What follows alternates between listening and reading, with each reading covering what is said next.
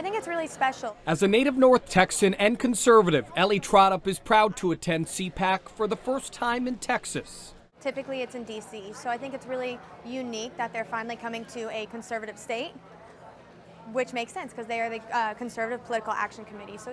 So what is CPAC? Leaders say it's the largest gathering of conservative voices in the world, but also a chance to identify some goals and work to get on the same page. In 2022, can they capture the House? Can they capture the Senate? SMU political science professor Matthew Wilson said conservatives need to answer some questions. Is the movement moving on from Donald Trump? Is it still dominated by Donald Trump?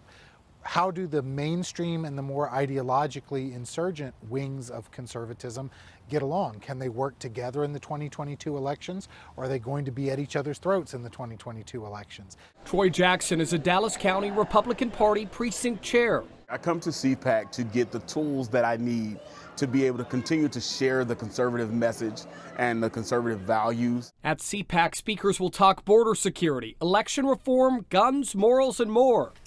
Jackson says the right needs to unite with their message. I use CPAC as a place to get standard messaging because I understand we all have the same values, but many times we don't all say the same thing the same way. Political analysts also know this is a place to get noticed for those seeking a new job or a higher office. We're passionate about the future of our nation. For Ellie, it's about coming together. It's very encouraging to get to see a lot of different conservatives. Even though our backgrounds are different and our jobs are different, we still have something in common. In Dallas, It's going to be a very long weekend, but a very good weekend. I'm Alex Rozier.